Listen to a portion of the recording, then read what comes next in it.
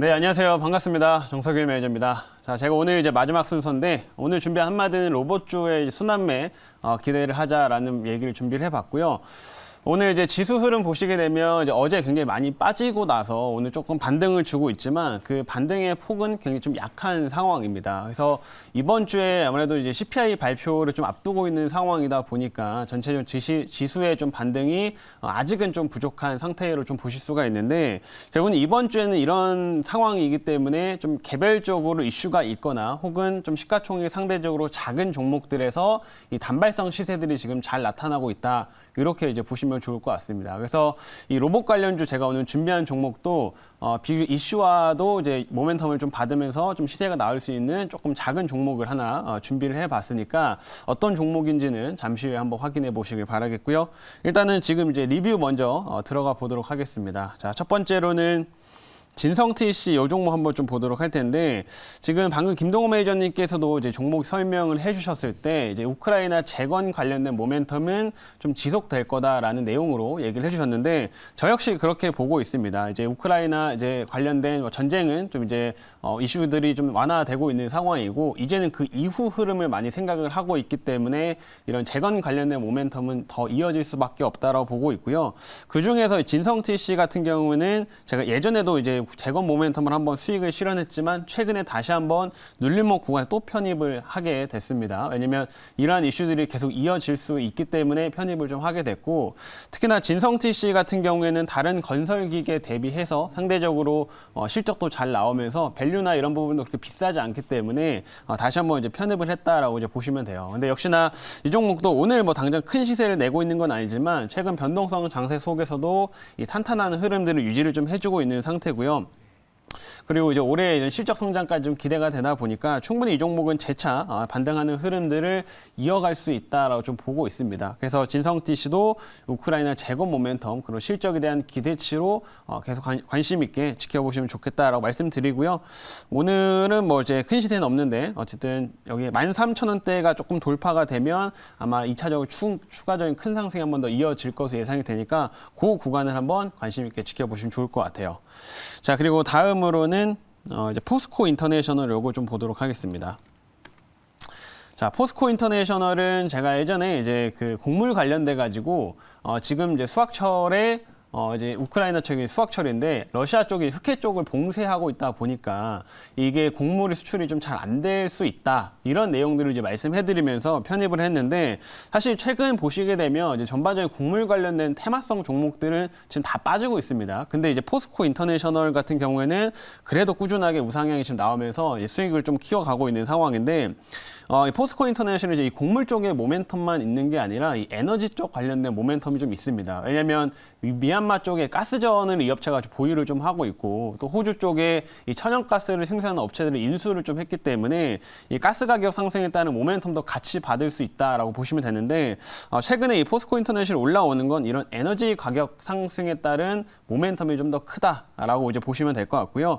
그래서 다른 곡물주들 뭐 지금은 죄다 빠지고 있지만 이런 종목들은 안정적으로 지금 상승을 하고 있다라고 보시면 됩니다. 그래서 곡물 쪽이나 이런 에너지 쪽 모멘텀을 모두 가져갈 수 있는 종목이니까 이 종목도 한번 쭉 지켜보시면 좋을 것 같고요.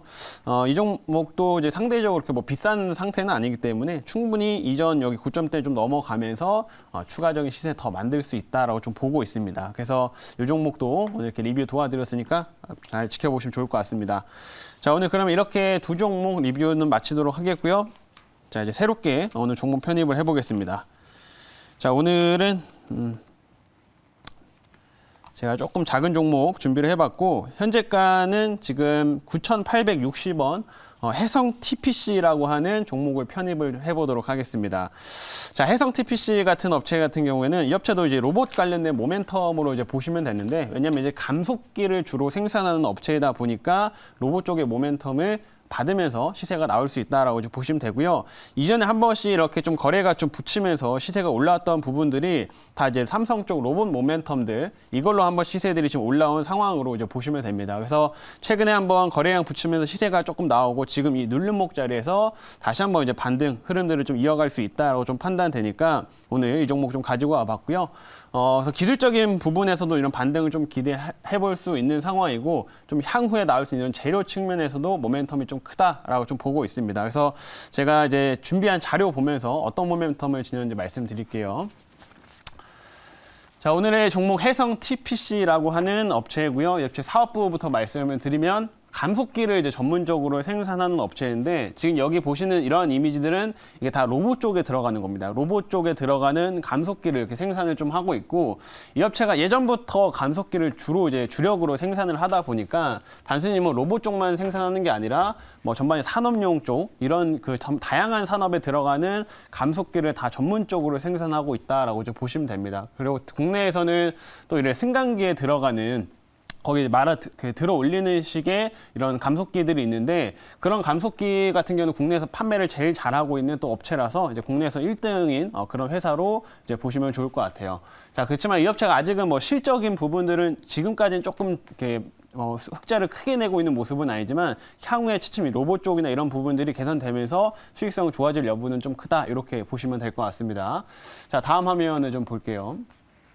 다음은 결국엔 이 업체는 지금까지는 이제 아직 이런 모멘텀들에 따라서 이제 움직이는 흐름들이 좀 더 강하다라고 이제 보시면 될 것 같은데 결국엔 어떤 모멘텀들 볼 수 있냐? 제가 로봇 쪽은 이 삼성전자 쪽 모멘텀을 계속 주목해야 된다라고 말씀드리겠습니다. 왜냐면 삼성전자가 이번에 8월 달에 새로운 로봇 제품을 이제 출시를 해요. 첫 제품이죠. 첫 제품을 출시를 하게 되는데 이렇게 여기 이미지 나와 있는 것처럼 이렇게 사람이 착용을 하는 웨어러블 로봇이다라고 이제 보시면 될 것 같고요. 이게 이번에 8월 달 출시를 좀 하게 되는데 한 5만여 대 정도 생산 예정이라고 합니다. 그래서 이 8월 달 출시를 앞두고 로봇 관련된 소식들 분명히 많이 나올 거기 때문에 계속해서 로봇주들의 이 순환매 현상들은 이어질 수밖에 없다라고 생각하시면 될 것 같고요. 여기 이미지가 이렇게 잘 나와 있지는 않지만 이런 흰색이 막대가 쭉 이렇게 올라가죠. 최근에 이 로봇 시장이 연평균 한 40% 이상의 성장성을 좀 보여주고 있기 때문에 지금은 실적이 좀 잘 안 나와도 향후에는 실적 개선세가 쭉 이어질 가능성이 높은 그런 산업에 위치해 있다 이렇게 말씀드리겠습니다. 자, 다음 화면 이제 볼게요. 다음은 최근에 또 이런 로봇 관련주 움직이는 재료 중 하나가 또 삼성전자의 M&A 재료입니다. 이재용 부회장이 이번에 지금 어제 출장을 이제 가게 됐는데 유럽 쪽으로 이제 가게 됐죠. 그래서 이번에 네덜란드나 뭐 독일, 프랑스 이렇게 3개국을 지금 돌고서 온다고 하는데 사실 이번에 이재용 부회장이 이제 유럽 출장에 나간 이유는 사실 ASML 반도체에 관련된 장비 업체들을 만나고 그리고 뭐 관련된 배터리 쪽 관련된 투자를 좀 확대하기 위한 그런 행보가 좀 더 초점에 맞춰져 있다라고 이제 볼 수가 있는데 이재용 부회장이 출장을 하면서 어떤 모멘텀들이 생기고 있냐면 그러면 이재용 부회장이 본격적으로 움직이니까 이제 삼성이 원래 M&A 하기로 했던 그런 재료들이 더 속도를 붙이지 않을 거냐 이런 지금 기대감들이 살아나고 있습니다. 그래서 예전에 삼성에서 이제 로봇 같은 경우를 미래 먹거리로 이제 발표를 하고 이제 240조 정도를 투자한다라고 좀 밝혔기 때문에 삼성전자 M&A 관련된 모멘텀이 로봇 쪽에 하나의 재료로서 지금 작용되고 있다 이렇게 보시면 좋을 것 같고요. 사실 이번에 M&A를 추진한다고 하면 지금 M&A가 될 가능성이 높은 건 로봇 쪽보다는 이제 뭐 차량용 반도체나 이쪽이 좀 더 가능성이 높기는 합니다. 그렇지만 시장에서는 로봇 쪽이 반응을 좀 해주고 있기 때문에 이런 관련된 모멘텀을 좀 참고해서 봐야 된다. 이렇게 좀 얘기 드리도록 하겠습니다. 그래서 아까 말씀드린 이런 기술적인 부분들, 지금 기술적인 부분을 좀 반등도 기대해 볼 수 있는 위치에서 이런 모멘텀을 지니고 있는 해성 TPC를 오늘 이렇게 편입을 좀 하게 됐고요. 제가 이제 자리에 돌아가서 한번 질문 받아보도록 하겠습니다. 네, 제가 질문 드리겠습니다. 이제 삼성이 하면 다 된다. 네. 이게 우리 뭐 정설은 아니지만 주로 얘기를 많이 합니다만은. 네. 그 삼성이 또 바이오 로직스를 해가지고 거기서도 지금 쏠쏠하잖아요. 그렇죠. 근데 로봇도 이번에 또 한다고 합니다. 근데 로봇 같은 경우는 반도체도 연관이 되고 여러 가지 이제 연관 산업이 많은데 그러면 이제 삼성이 이제 국내 로봇 관련주들에 대해서 관심을 가지고 네. M&A를 할 수 있는 가능성이 큰가? 왜 그냥 요새 지금 관련주들이 그때 이슈를 가지고 올라가더라고요. 그렇죠, 그렇죠. 그러면 해성 TPC 같은 경우는 어떤 점에서 삼성의 M&A 대상이 될 수가 있는가? 그게 궁금합니다. 솔직하게 말씀을 드리면 아마 삼성이 M&A를 한다고 했을 때 국내 업체를 하지는 않을 겁니다. 제 생각에는 국내 업체는 하지는 않을 것 같고요.